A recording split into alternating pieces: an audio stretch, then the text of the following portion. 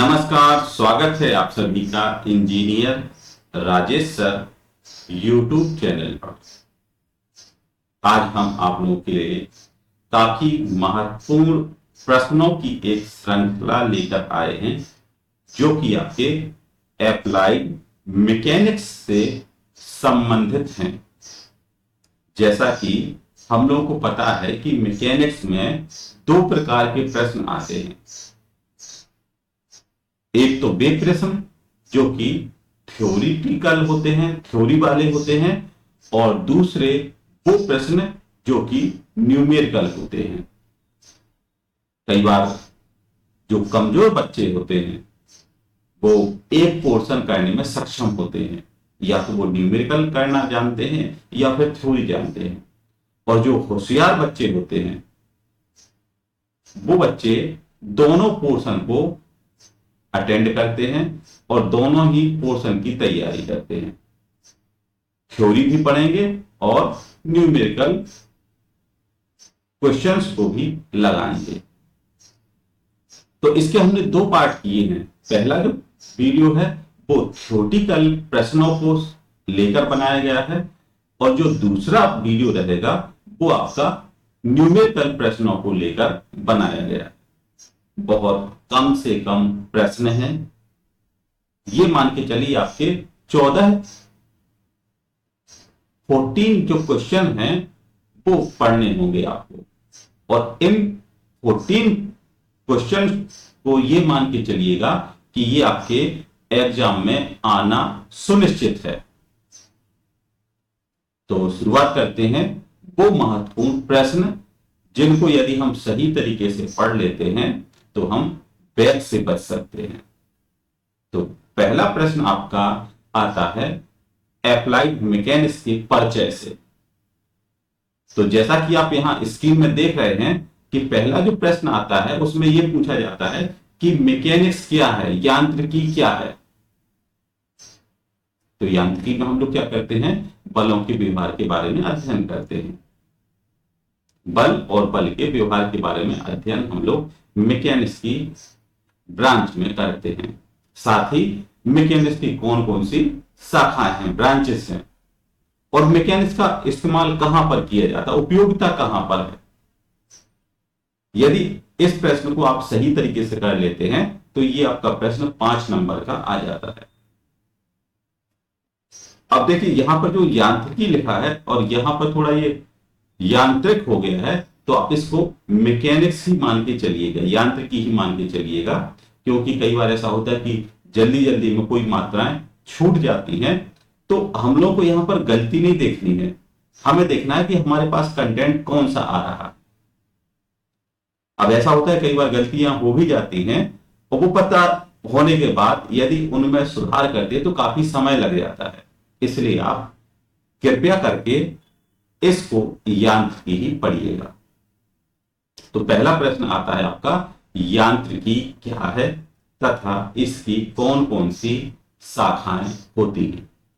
यांत्रिकी की उपयोगिता कहां पर होती है, किस फील्ड में हम लोग यांत्रिकी के बारे में पढ़ते हैं।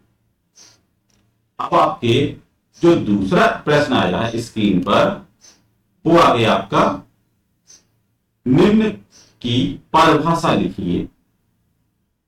क्या परिभाषा होगी, सदिश राशियां क्या कहलाती हैं और अदिश राशियां कौन सी हैं, इनके बारे में आपको पढ़ना होगा, क्योंकि इससे संबंधित प्रश्न आपके आ जाते हैं।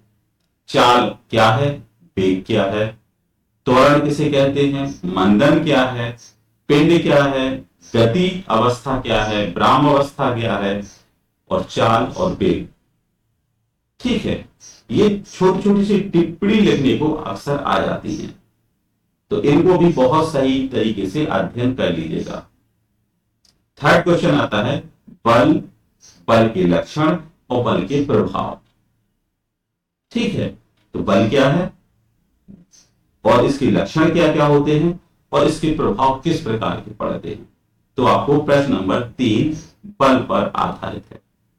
फिर इसी में आपका क्वेश्चन नंबर 4 आता है, बलों की भौतिक स्वतंत्रता का सिद्धांत।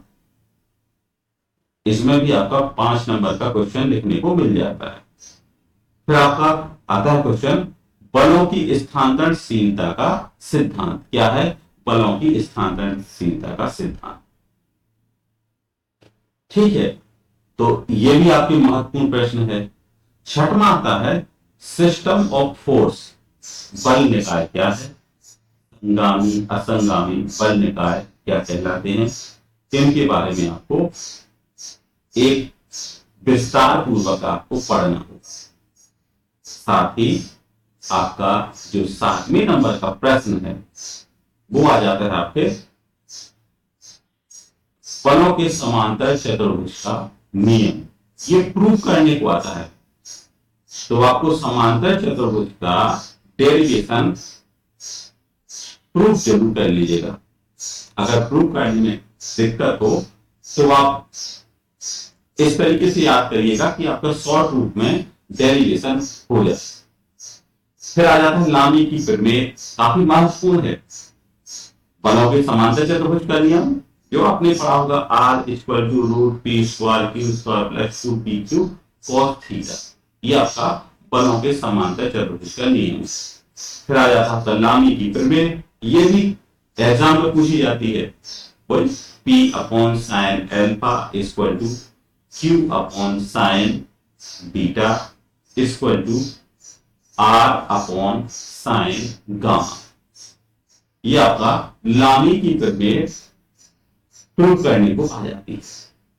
फिर आता है आपका बीम क्या है और इसके प्रकार क्या होते हैं। तो आपको क्या करना है, जिसमें फिगर बनाने को कहा जाए तो आप बहुत ही नीट और क्लीन चित्र बना सकते हैं, क्योंकि उस समय एग्जामिनर के ऊपर काफी अच्छा प्रभाव पड़ता है। कुछ चीजें ऐसी होती हैं जो हम फिगर के माध्यम से सही तरीके से समझ लेते हैं। तो जो आपका 8वें नंबर का क्वेश्चन है वो आपके धरण एवं धरण के प्रकार का सचित्र वर्णन करना है। फिर आपका जो 9वें नंबर का क्वेश्चन है वो है आपका मूवमेंट। कई किताबों में मूवमेंट दिया रहता है, कहीं पर लिखा होता है मोमेंटम। तो ये आपका मोमेंट या मूवमेंट आप एक ही समझिएगा। तो 9वें नंबर का जो क्वेश्चन है, घूर्ण एवं घूर्ण के कितने प्रकार होते हैं, साथ ही बड़े नॉन प्रमेय का सत्यापन प्रूव करना भी हमें आना चाहिए। फिर आपके 10वां प्रश्न आता है, लीवर क्या है तथा लीवर का सचित्र वर्णन कीजिए। वही आपने पढ़े होंगे, प्रथम प्रकार के लीवर, द्वितीय प्रकार के और तीसरे प्रकार के, और इन सभी पे आपकी वीडियो भी बनी हुई है। साथ ही स्टील यार्ड के बारे में भी दिया हुआ है कि स्टील यार्ड क्या कहलाता है और ये स्टील यार्ड कैसे कार्य करता है। फिर आपका 11वें नंबर का जो प्रश्न है वो है, फ्रिक्शन या घर्षण क्या है? घर्षण का कारण है क्या, किस कारण से घर्षण उत्पन्न होता है एवं घर्षण का नियम क्या है, इसको भी आप पढ़ लीजिएगा। 12वें नंबर पे आता है, गुरुत्व केंद्र किसे कहते हैं? सेंटर ऑफ ग्रेविटी, इसके बारे में आप थ्योरी को पढ़ लीजिएगा। और 13 नंबर पे आता है आपका, मशीन क्या हो, मशीन का नियम। मशीन जो हमारे काम को आसान कर दे वो मशीन कहलाता है। तो और इसका नियम क्या है, मशीन का नियम क्या है? आदर्श मशीन और एक प्रैक्टिकल मशीन दी जाती है। तो प्रैक्टिकल मशीन में जो दक्षता होती है वो हमेशा 100% से कम होती है, लेकिन आइडियल में क्या होता है, आइडियल मशीन की खासकर दक्षता 100% होती है। तो मशीन के बारे में भी आप थोड़ा पढ़ लीजिएगा। और जो लास्ट प्रश्न आता है वो है, घिरनी क्या है? घिरनी या पुली,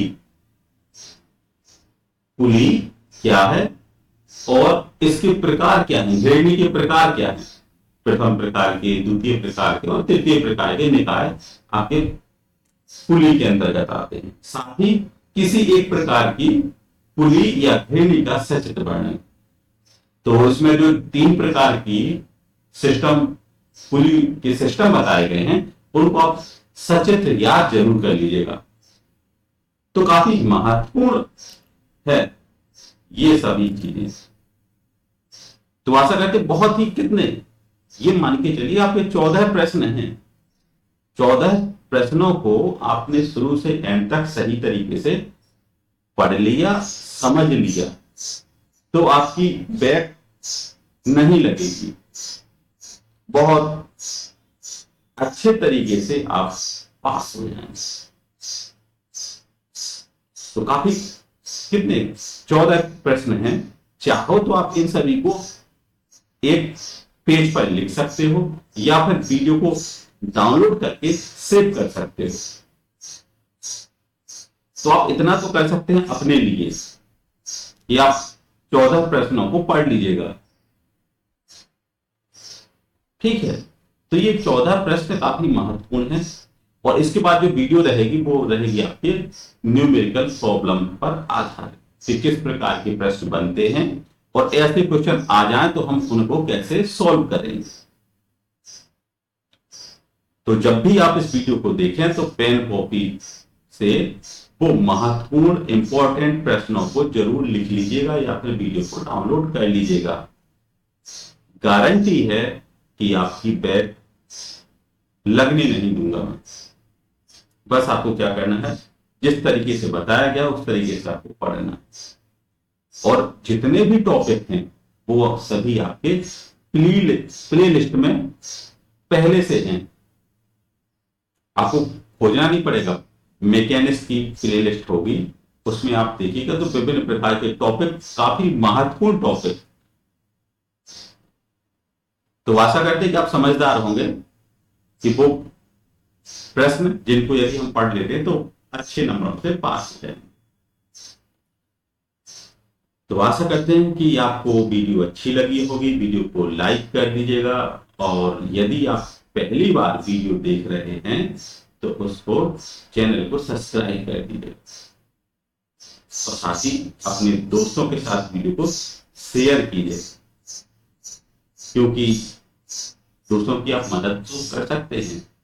आपको पता तो होगा कि हमें कितने प्रश्न पढ़ना है और कितने प्रश्नों में ही हमारा काम हो जाएगा, आसानी से हम एग्जाम को पास कर जाएंगे। तो मिलते हैं नेक्स्ट वीडियो में, तब तक के लिए धन्यवाद। और आपका एग्जाम की जो डेट है वो कंफर्म है, तैयारी जारी रखें और अच्छे नंबरों से पास हों और साथ ही इंतजार करें पार्ट मैकेनिक्स के इंपॉर्टेंट प्रश्नों का पार्ट 2, जिसमें आपके न्यूमेरिकल प्रॉब्लम दिए गए होंगे। यदि आप इनको सही से पढ़ लेंगे तो जो थोड़ी सी जो कमी थी वो नंबर्स के माध्यम से हमारी कमी पूरी हो जाएगी। तो मिलते हैं नेक्स्ट वीडियो में। Thank you.